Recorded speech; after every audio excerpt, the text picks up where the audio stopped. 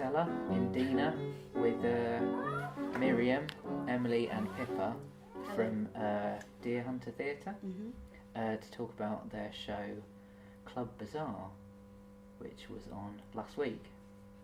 And was it a sellout show? It was pretty packed. Yeah, well, 2 of the days were sellout, 2 of them weren't all sold out. Yeah, the 7 p.m. shows seem to be pretty much sold out, so that's kind of generic time. Then we kind of had a mixture of audiences for the 9:30, but I'd say it was about 75% tickets, which was good. Really happy with it. And so, what are your respective roles in the play and in Deer Hunter? Okay, I'll start. So, yeah, I was Emily. I wrote the music for the show, and so all of Deer Hunter Theatre's shows, I've written the music, and hopefully we'll carry on writing the music. So, sort of like a composer in residence, sort of thing.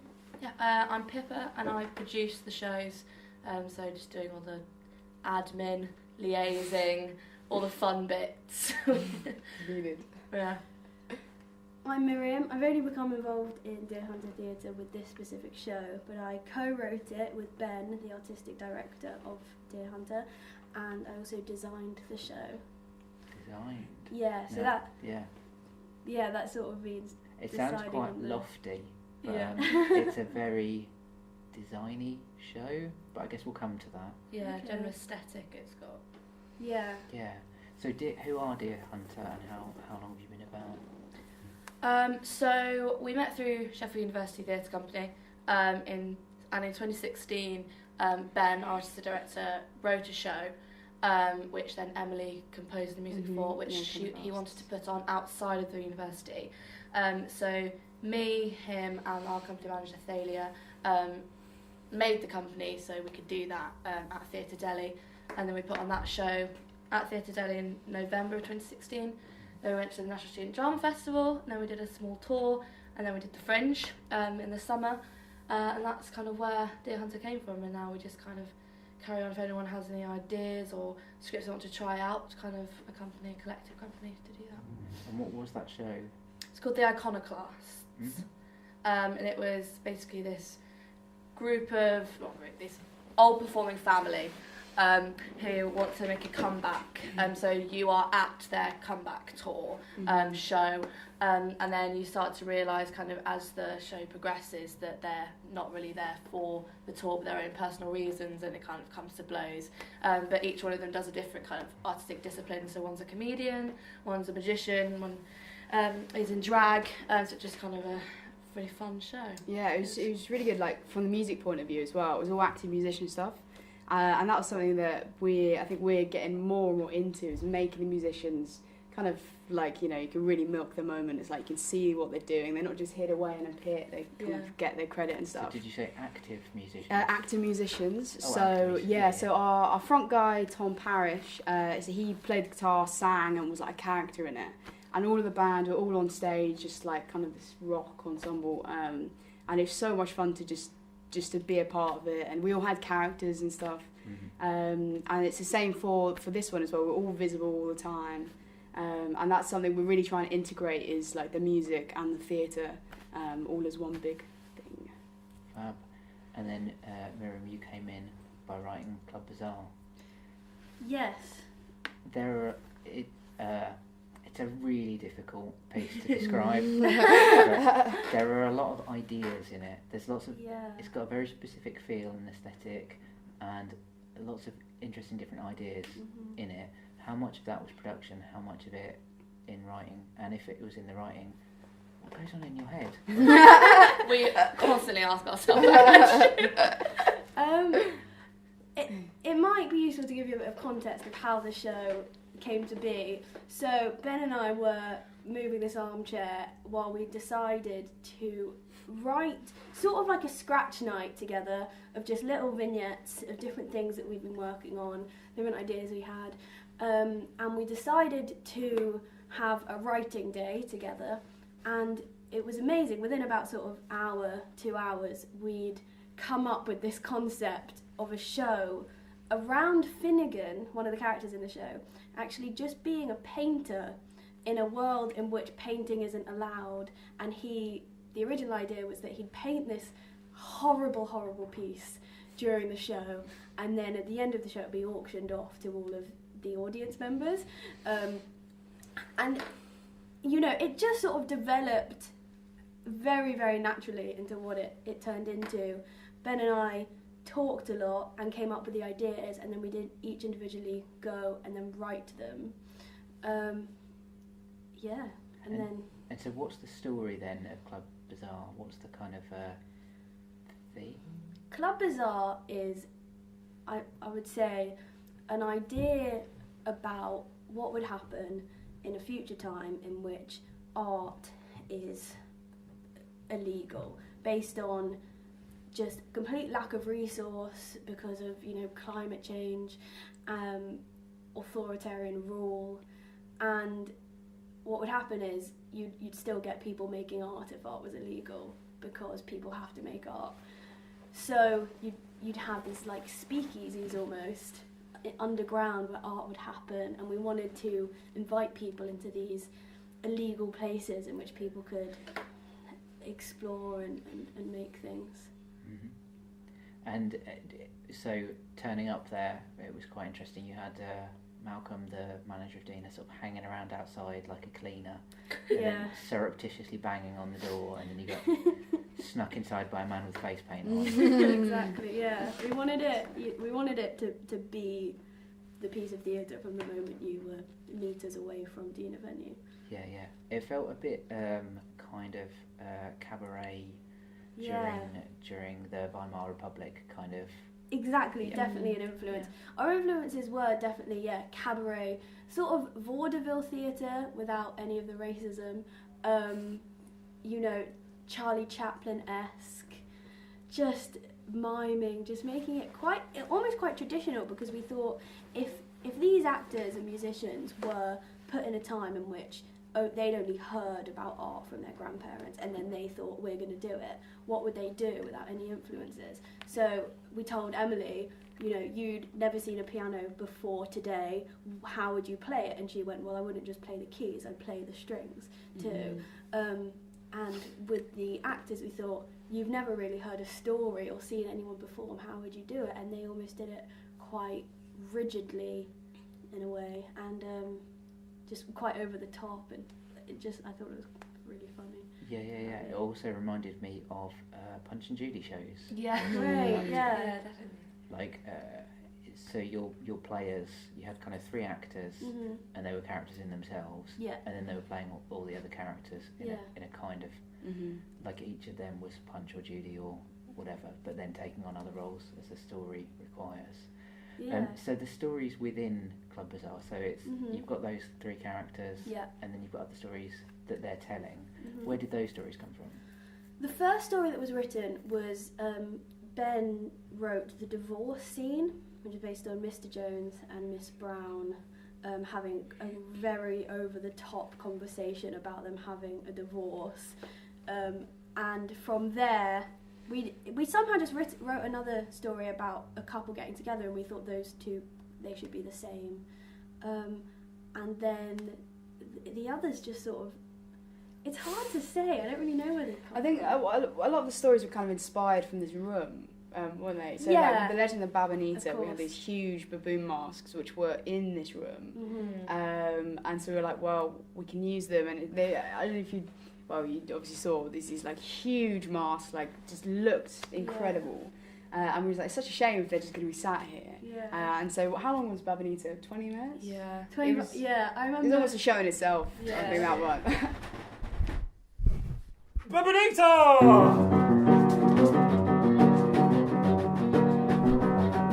Inside this stripy canvas walls is brewing quite a storm. The clown is fading on his nose and whitening his jaw. A thousand eyes are now to see the greatest show they ever saw. It's Willie's Family Circus time! The baboon and the chimpanzee are wrestling for the prize. The lion and the tiger will be riding on the bikes. The showgirl on the horse is the princess of pantomime. It's Willie's Family Circus time! Their money to the fellow in the booth. There's poison in their candy floss, there's room every tooth. They're missing all the anaconda hanging from the monkey roof. It was first called an epic, Ben said, I've written an epic about those baboon masks. They're made by Zoe Genders, the baboon masks, and she'd stored them in the cellar.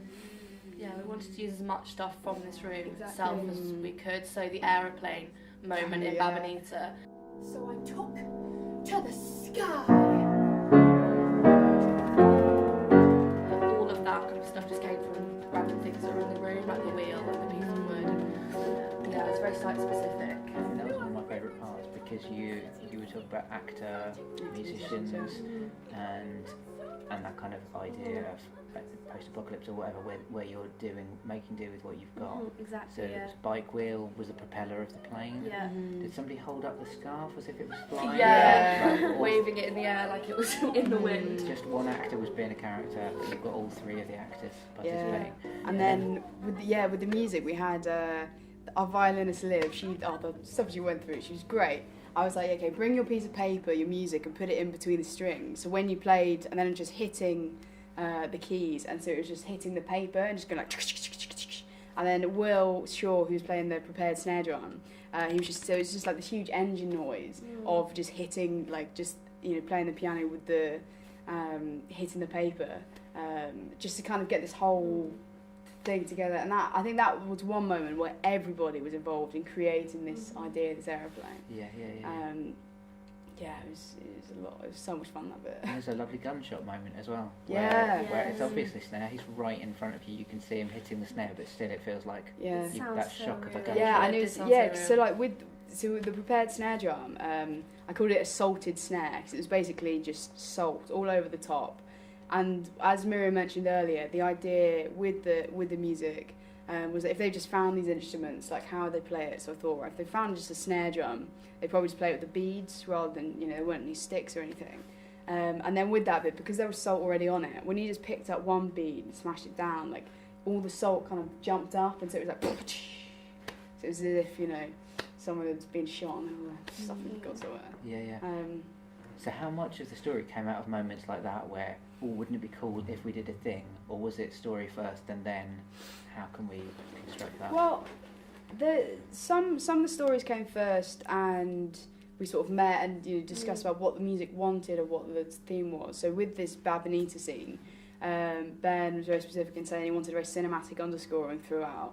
So there's a lot of muting of the keys and like rumbling and stuff just to create this atmosphere. But then there's one piece where originally for the poem at the end I was going to be playing the trumpet into the piano with the sustain pedal down so you could hear the chords.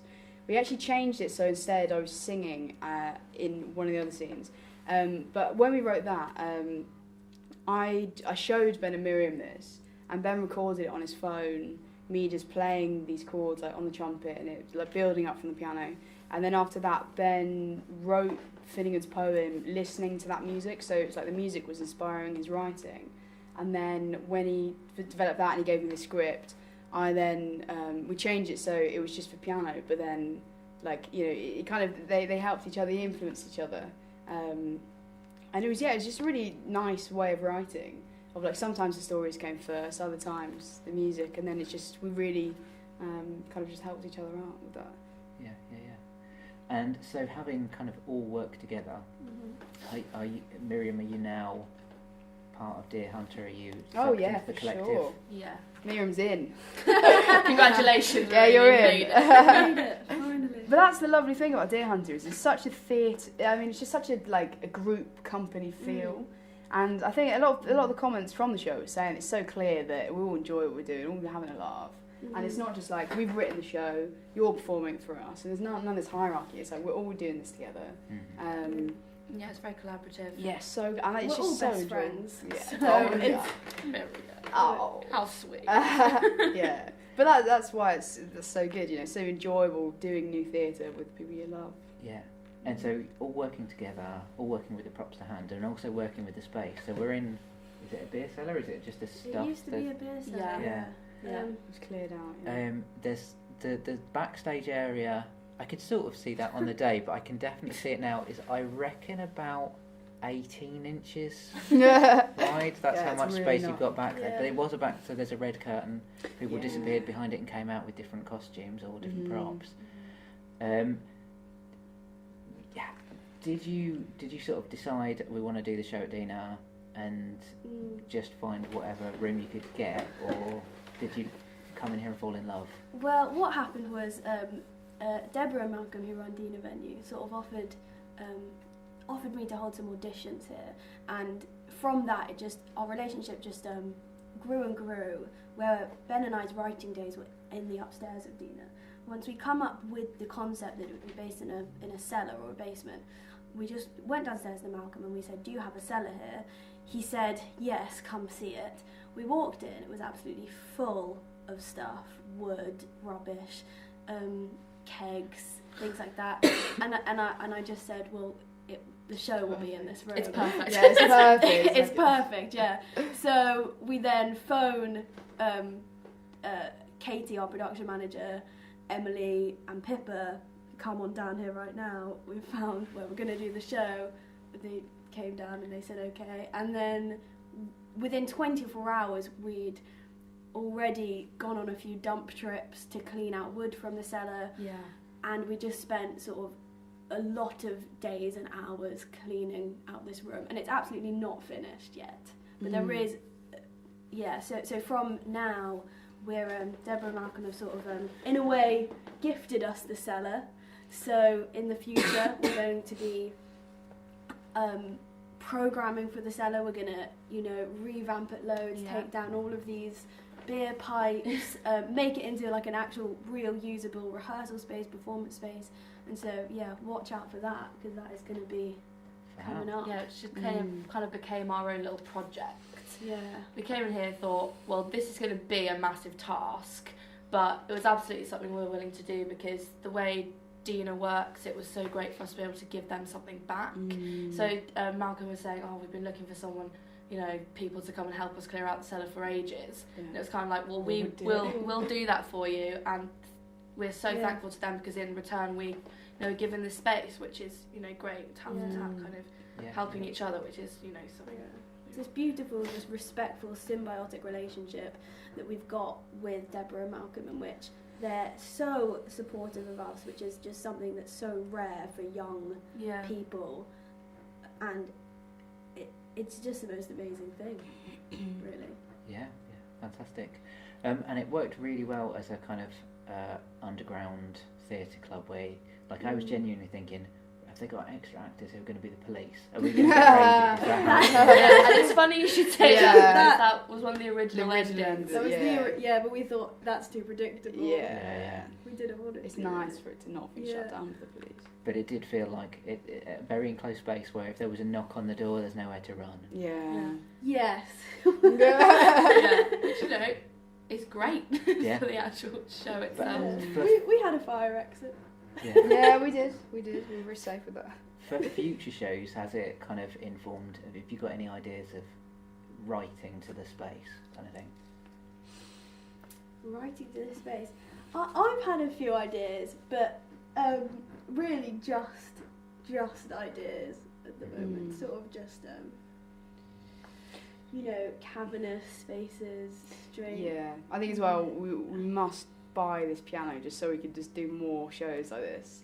Because we loaned it from the Stroke Association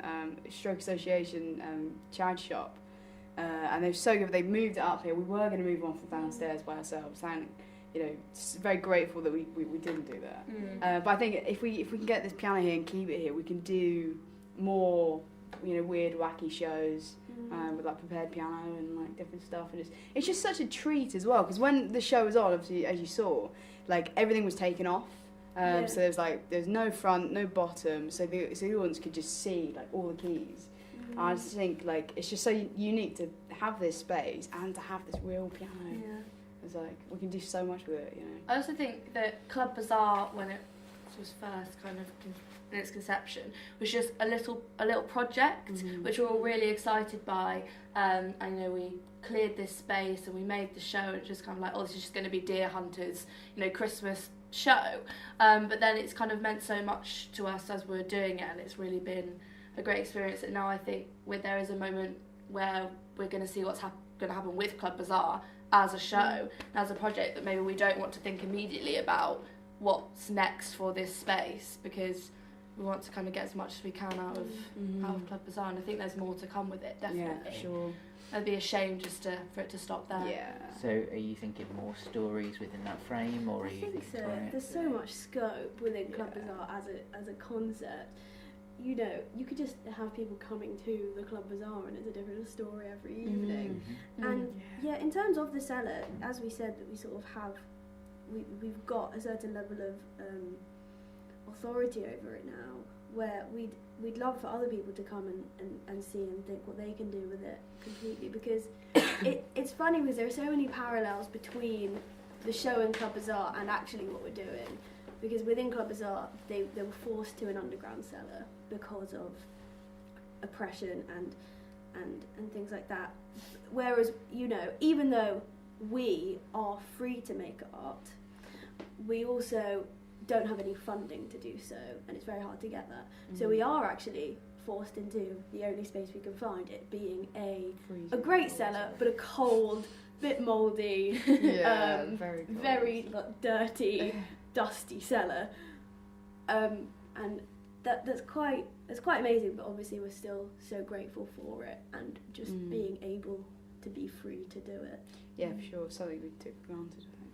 Yeah, we definitely took that for granted, I think, because when we came up with the concept of the show, the art being oppressed, we then found out about these places in which art is actually oppressed, and uncensored art is illegal. We found out about this theatre company called Belarus Free Theatre, who are illegal in Belarus, but they come to London and New York and make theatre there, and we were really quite struggling with that, because we thought that we were sort of appropriating their struggle by making this show based on people who can't make art, when we have absolutely no empathy or understanding for that, because we're, you know, young people free to do so. But in the end we sort of thought we'd instead celebrate our freedom to do that and be as grateful as possible for it, and sort of just say, you know, we're the creme de la creme of being able to do what you want to be able to do, make art, so let's use that and do it as best we can in order to just be grateful for it. Fab. You had 3 actors playing characters who were actors, so they were then all playing different parts. How did you find them, and how did you find them to work with? Such a joy to work with all of them. So good. So we had Tom Williams, Nora Murphy, and Stan Skinney in our cast, and they were just such a joy. So cooperative, and just being that we're rehearsing this cold cellar, never complaining, always, you know, really going for it. It's funny as well because Stan and Tom are probably the tallest people I've ever met, and they can't stand up properly in this room. So as soon as they first come out, like, Stan just whacks his head on the light, every time. He's like, oh god, you know. But they really were, you know, they were up for so much as well. There's this one moment where Nora stabs Tom with a paintbrush, as you saw, and, you know, that paint was cold, and then he was fine, but, you know, no complaints. He's covered, drenched in paint for the entire show, and he's like, it's fine. I'll just, you know. And 2 shows a night as well. That turnover between show 1 and show 2 was unbelievable. Yeah, I didn't really think about that timing. So when we realised that the cellar was only going to be able to seat 25, my kind of business head came on, and I was like, well, we must do 2 a night because we must sell space tickets. So then I didn't really think about when the show was going to finish, and then the house was going to open the next one, so kind of a 20-minute turnaround every night. Get rid of the paint. Yeah, face paint redone, and but it was great, and it was actually, I found watching it that the second shows were always better, because they kind of had that chance to warm up and warm to an audience every night, which normally you don't get the chance to. It's kind of like one show a night, or either it was good or it was bad, but they kind of got really into it by the second show, and it really showed because the second audiences, I found, also enjoyed it more. So in the long run, actually, I think it was a good idea. And the musicians as well were really good. So it was Olivia Shotton was on violin and Will Shaw on prepared snare drum. And there's this one piece that I wrote for Liv. It was accompanying the date scene, and I was like, the directions were like, you know, with a really harsh bow pressure, like, you know, make the most disgusting sound you can. And she's there like, God, I've got a degree, like, no, I'm a good musician. And I'm like, just make this, I want this horrid scratchy noise, like, you know, the worst it sounds, it's perfect. And during that scene, me and the drummer Will were eating raw onions as part of this thing, and that was really horrible. One night we were eating raw onions and we're eating banana skins, just so you know. And there's one time I like poured loads of salt like all over the onion. It's horrid. We didn't even tell them to do that. They just We were thought. presented with it, and I was like, well, I don't know, we'll be in the restaurant. We'll just eat raw onions. Yeah. We thought we'd just. The prop list just said a plate of food, vegan, and so Yeah, I was like, an yeah. onion it was. Yeah, I was like, yeah, let's eat onions. It'd be great. Yeah, and of course we also had Luke, our assistant stage manager, but I would say probably a bit of a cast so member good. too. Yeah. He So Heart and good. soul into it every night. absolute. He was the one wonderful that kind of addition. met everyone at the door if anything, kind of coerced them into this. Yeah, it's a really big. Yeah. Yeah, but going back to how we actually found the cast members, because I don't think we touched on it. We just held open auditions, which was really fun because obviously Miriam and Ben hadn't even finished the script by that time. So you know, it's really fun for them to just see some parts of it come alive, all these different people. And I think, I can't speak for Ben obviously because he's not here, but I think it was a very different very different situation to when we did the Iconoclast, because that show he wrote specifically for the actors we had for that show, because at that time Deer Hunter was kind of a company vibe, kind of like Knee High, where we have these actors that we use for every show, and that's now evolved and changed in a good way, because now Ben has had that kind of opportunity to audition new people and work with people that maybe he hadn't thought he would, and kind of grow as a director. So yeah, it's really great this time around to have open auditions and see so many different types of people read different ways, and but we found, as you saw, just 3 really great people who just threw themselves into it. And Loved it. yeah, great to work with all 3 of them. Such a joy. Yeah. All of them. So, open auditions are the way forward? Oh, yeah. Open for scripts? Yeah, I think so. Absolutely. I think we were having a conversation before Club Bazaar about how if anybody else in the company had any ideas, you know, Ben would happily oversee that instead of him being the writer-director of the company. So I think, you know, if someone did come to us with a really cool idea for a script that we were really enthused by, I think we'd absolutely look at it as a company, because, you know, very collaborative in that way. And you might end up being assimilated like poor Miriam has been into the collective. Yeah, Exactly. she can never leave. Yeah, you're in now. That's it. Fantastic. So, we sort of touched on what's next. Have you got things in the pipeline at the moment, or is it all just tidying cellars? At the moment, it's tidying the cellar. Yeah, I think we're just having a break at the moment after Club Bazaar. We're kind of looking into maybe taking Club Bazaar to some festivals in the summer. We think it'd be a great kind of addition to a festival kind of vibe like Shambhala. We also might be going back to doing a couple more runs of our original show, the Iconoclasts. But at the moment, it's all just kind of ideas, and we'll kind of come back after Christmas and decide Yeah, what's so next. there's thoughts about reviving it. So probably just be tweaking that for a little bit and doing some Very, reworks and things. Very intensive 2 months. Yeah. It only came up with a concept 2 months ago, and within 8 weeks, here we are. I've got to write down all the music as well, because like all the piano stuff is just like just played it.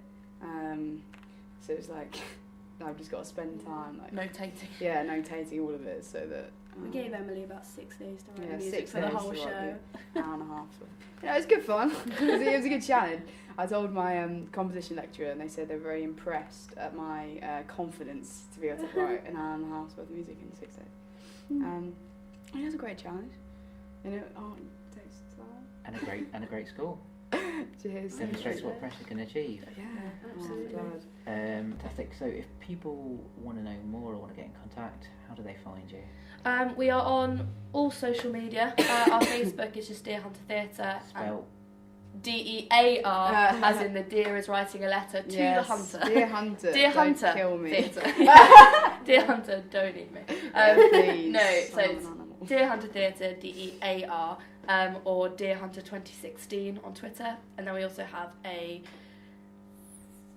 website, Oh, which yeah. is deerhuntertheatre.co.uk, which is where you can keep up to date with all things happening Deer Hunter. Yeah, if you want to listen to the Iconoclasts as well, that's on SoundCloud.